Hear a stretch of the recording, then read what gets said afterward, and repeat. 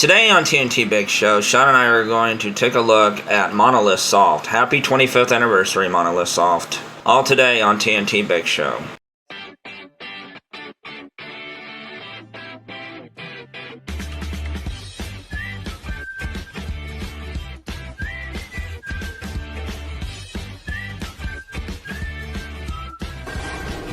Hello ladies and gentlemen, this is me, Michelle Nantucket. And this is Sean. Welcome to TNT Big Show, and we are going to talk about Monolith Soft today and how they've helped Nintendo, how they've impacted games, just exactly how good they are. Just sit back, relax, and get ready to listen because we have a lot to tell you.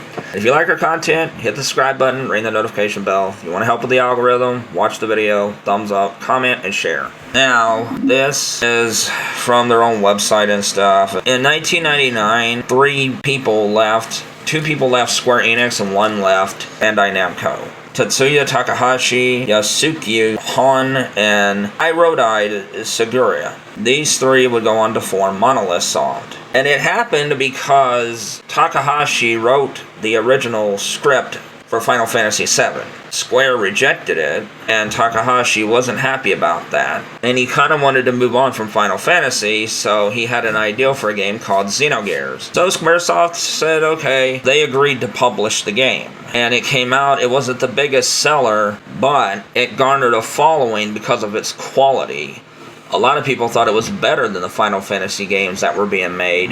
And some of the best Final Fantasy games ever made were made during that time period. But that's just how good Xenogears was. Unfortunately, it didn't sell enough to warrant a sequel, but that's why Monolith Soft moved on over to Bandai Namco to do Xenosaga. And Xenosaga was so ambitious that it was going to span 3 games, and this is where Cosmos and all them came from. The first one is universally loved, the third one is universally loved. It's the second one that people are split on because Bandai Namco overtook the project and Takahashi was not happy because it seemed more like a straightforward action game instead of an RPG, which is what he was usually wanted to do. But at that time, he started having talks, Mr. Takahashi did, with Mr. Iwata. And Yamauchi was still a fan of Takahashi and his work. So he started having conversations with Nintendo, and Nintendo wanted to buy Monolith Soft. So at first they took a majority share, Nintendo did, but by 2010 and stuff, Nintendo had bought 97% of Monolith Soft, with the chairmen and women got to keep 3% of it, but the rest of it is owned by Nintendo. At first, Xenoblade was called Monado, beginning of the world, but then it was changed to Xenoblade. It was considered one of the best games released that year. But unfortunately, Nintendo of America and stuff didn't think the game would sell, hence Operation Rainfall happened. And when the game did come out, it got a 92 on Metacritic, and it sold over 1 million copies. And the praise that the game got for its complex story, 3-dimensional characters, incredible innovative combat system, absolute banger of a music score, everything about that game just screamed new classic. If you wonder why Nintendo of America didn't want it, they had this thinking in America that Wii was only a casual gaming system. Right. And they didn't think a hardcore game like this would sell. Not realizing that over 15 million people bought Mario Galaxy and over 10 million bought Twilight Princess. So yeah, Nintendo, sorry, but there were hardcore gamers who liked the Wii. Well, but a lot of them got turned off because of how Nintendo started treating hardcore games, you know, like Pandora's Tower, The Last Story, and Xenoblade were the final straw for a lot of people. Now, Monolith Soft had been doing games for other systems, and, you know, and they did some games for Namco Bandai and stuff, but by 2010, they were fully Nintendo, and that's when they made Xenoblade. Now, Monolith Soft went quiet for a couple years until 2012, when they first showed the trailer to what would become Xenoblade Chronicles X. Now, this game was important, even though it didn't sell the most. It sold, I think, 900,000 copies to 1 million. That's actually good on a system that only sold 13 million. Yeah. But the fact is, that game is what led to Monolith Soft being hired to do The Legend of Zelda Breath of the Wild. Yeah. Nintendo was having trouble with the open world aspects, So after they saw Xenoblade Chronicles X, which had a bigger world than The Witcher 3, and Nintendo was just stunned by that, and it ran at a consistent 30 frames per second at 720p, Nintendo was like, okay, we really need your help on Breath of the Wild. And they started hiring Monolith Soft for other games like Pikmin 3, Animal Crossing New Leaf, and Smash Brothers Brawl. But it was the Switch when Monolith Soft really came into their own. They did Breath of the Wild, Splatoon 2, and Xenoblade Chronicles 2 all in 1 year. And they did Torna, the Golden Country, as the DLC. They also did Xenoblade Chronicles Definitive Edition, Animal Crossing New Horizon. They have done so much, Monolith Soft has. Splatoon 3, Xenoblade 3. The Xenoblade trilogy, I'm just going ahead and say it, is the greatest trilogy I've ever seen in video games. And if you go back to Xenosaga and Xenogears, the Xeno series is the best saga I've ever seen in video games. It is just simply amazing.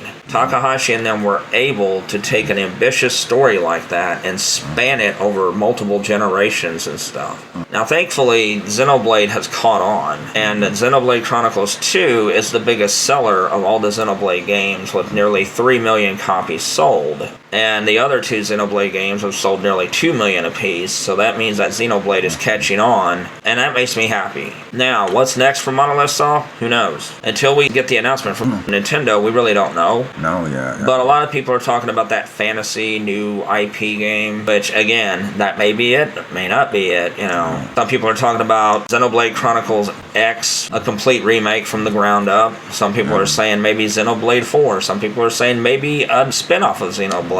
The door is open for Monolith Soft. They have so much trust from Nintendo and stuff. And where are they among the best developers? I mean, I think the only development studio that's better than them is Nintendo. Not even Capcom. No. As good as they are. Yeah, as good as they are. Monolith Soft have geniuses working there. And they have such a good culture that people want to work there so much. Other developers and publishers have went to Monolith Soft to ask them how they keep their employees so happy. And Monolith Soft loves to hire women because they think that women bring a lot to the table. So I love that. I love the fact that Monolith Soft is not afraid to say, hey, we want more diverse hirings, but not just because they're diverse, but because they're good enough. And I cannot wait to see what they got cooked up for the Switch 2, because this is going to be 4 times more powerful than the Switch. That makes my eyes bulge out of my head, not just because of the graphics, but it's the art style, the scope,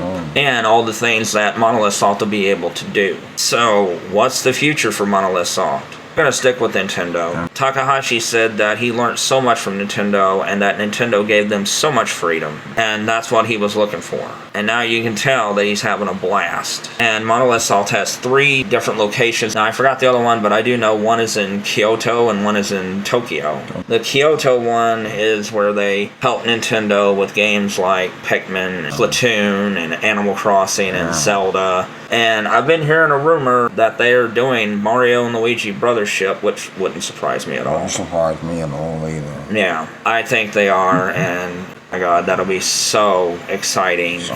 Get this, they have some of the best talent in the industry. Some people from Alpha Dream work there. A lot of the old Final Fantasy developers work there now. And a lot of people from Sony Japan Studios work there now. The producer of Bloodborne is now one of the main artists and stuff for Monolith Soft. Sony's loss is Nintendo's gain. Yeah, you know, I just love how Monolith Soft works. They operate. They really do care about their employees. They care about the games they make. That's going to help them stay around for a long time. What will their first big Switch game? Like I said, we don't know. Switch 2 game. Or excuse me, Switch 2 game? Yeah. I don't know.